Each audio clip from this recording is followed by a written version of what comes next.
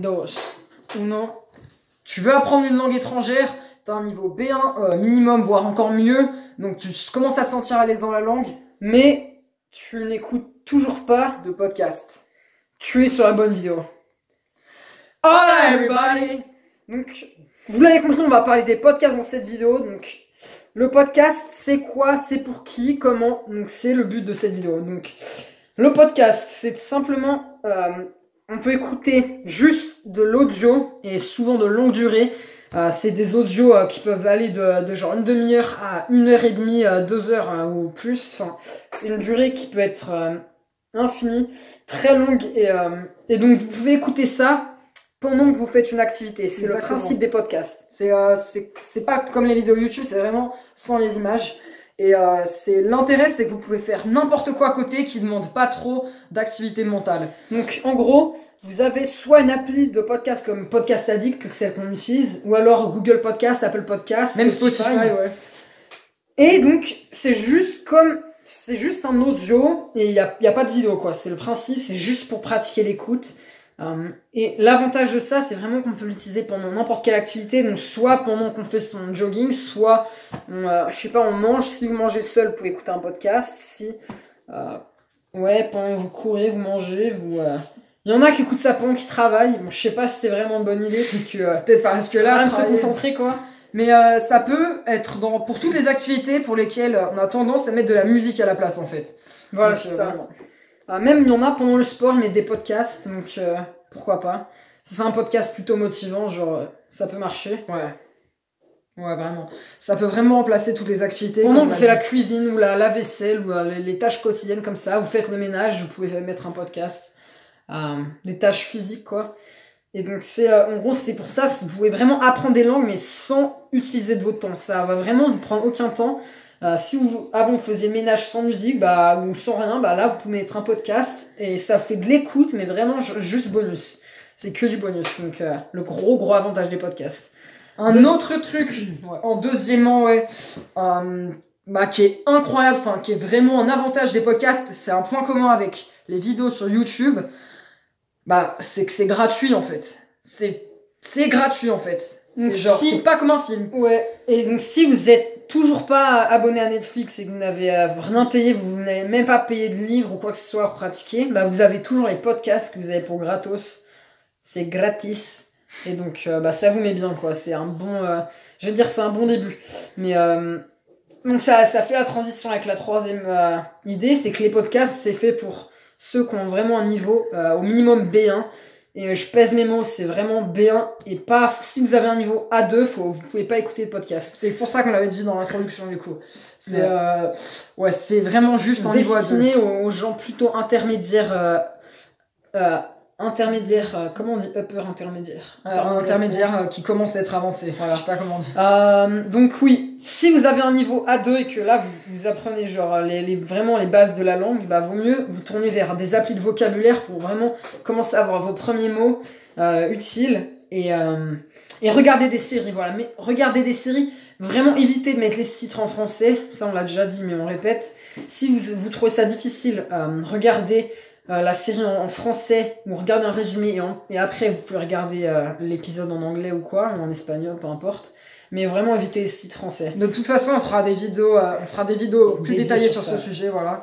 Donc là, c'est juste pour dire. Ouais, on ferme la parenthèse que il y a d'autres moyens de progression avant. Ce serait une autre vidéo, ça. Donc, ouais, voilà. Donc si vous avez par contre un niveau B1, vous pouvez écouter les podcasts et toujours regarder des séries et des vidéos. Mais les podcasts, c'est un niveau plus avancé parce qu'on n'est pas aidé par les images et même pas. Il y a beaucoup plus de contenu, ça parle plus. C'est plus des conversations et tout, donc c'est un niveau plus avancé vraiment. Mais justement quand on est B1 et que B2 et que par exemple la B2 ça devient facile les séries, là c'est hyper intéressant d'écouter des podcasts pour encore progresser. C'est vraiment moyen de se challenger. Il y a vraiment, je sais pas si on peut mettre des sous-titres.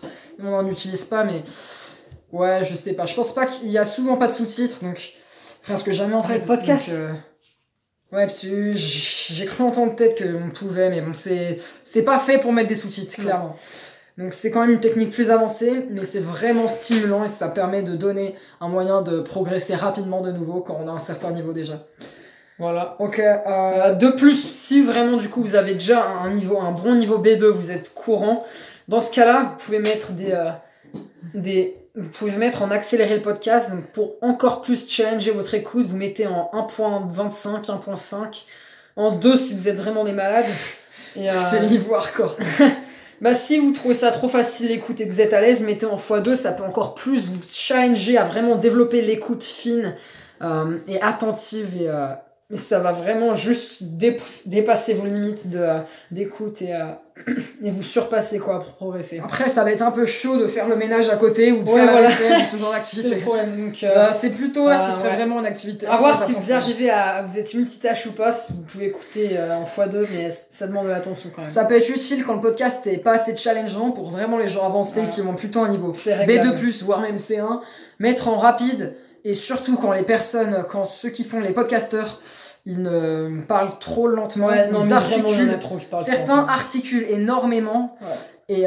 Et comme ils articulent, c'est facile de les comprendre. Ouais, on a vraiment sont des très bons micros qui articulent, donc ça c'est pas tellement dur. Et donc c'est trop facile pour progresser, et c'est un moyen de mettre du piment, de mettre plus rapidement en fait.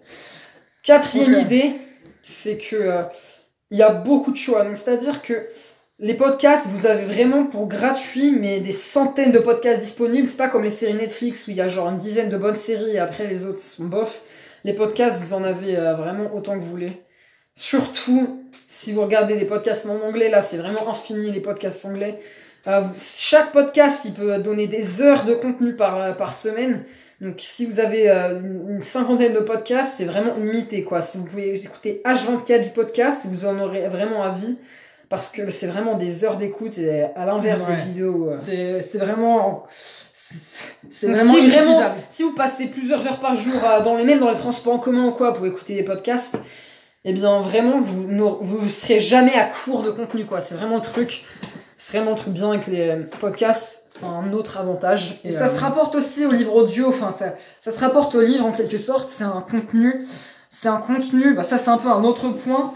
Je sais plus, c'est le 5e, c'est un contenu plus mature entre guillemets, plus développé, plus sophistiqué.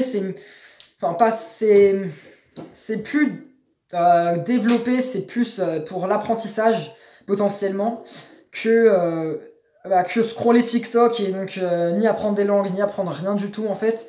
Et c'est vraiment un autre format quoi. C'est un format plus long. C'est pour les plus jeunes d'entre vous peut-être que ça va pas vous plaire. Mais ça peut être intéressant de s'y lancer et ça peut même après, bon ça c'est un peu hors sujet des langues, mais ça peut vous motiver à commencer à écouter des audiobooks et des livres audio, voire à lire des livres. Donc c'est une transition entre vidéo YouTube, voire TikTok et Instagram, vers lire des livres. Ok. Aussi, de plus, je sais pas comment dire ça, donc c'est beaucoup de contenu, à la fois dans le sens où vous avez beaucoup de choix, mais surtout vous avez totalement...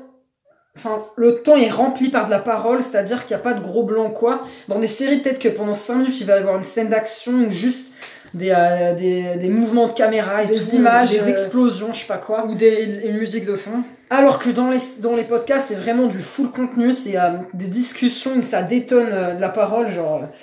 Et c'est vraiment pur apprentissage de langue et donc c'est beaucoup plus efficace quoi.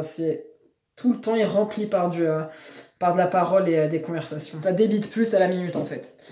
Ok, donc c'est un autre type de forme. C'est peut-être moins détente, mais c'est plus un format de productivité. Ouais, c'est peut-être pas ce que vous allez avoir envie d'écouter à la fin de votre journée, contrairement peut-être à une série Netflix. Mais justement pendant la journée, dans les transports, quand on fait le jogging, quand on cuisine, on fait la vaisselle, toutes les tâches comme ça. Voilà, qui ne demandent pas trop d'intellect. Et donc... Et enfin aussi un dernier truc qu'on peut dire, c'est que ça permet d'apprendre des choses. Contrairement du coup aux séries Netflix où vous allez juste consommer du divertissement pur, là dans les podcasts il n'y a pas de podcast, enfin ça peut exister des podcasts divertissement, mais franchement... Ou des podcasts d'actualité à la rigueur, ça peut exister des podcasts. Franchement 90% des podcasts c'est plutôt du dev perso. Et peu importe dans les domaines que ce soit, dans la psychologie en général, dans le sport, même culture générale, il y a beaucoup de... Développer sa chaîne YouTube, son business, ou n'importe quoi, il y a tout qui existe. Tout ce qui pourrait vous intéresser. Vous y trouverez votre compte, quoi. Et bon bah c'est tout du coup. Donc pour récap, vite fait, donc les podcasts c'est fait pour vous si vous avez au moins un niveau B1. C'est-à-dire que c'est pas pour les débutants quoi les podcasts. Et sinon bah regardez des séries Netflix pour jusqu'à ce que vous ayez le niveau. Ouais. Et c'est gratuit, c'est pour avoir un niveau plus avancé.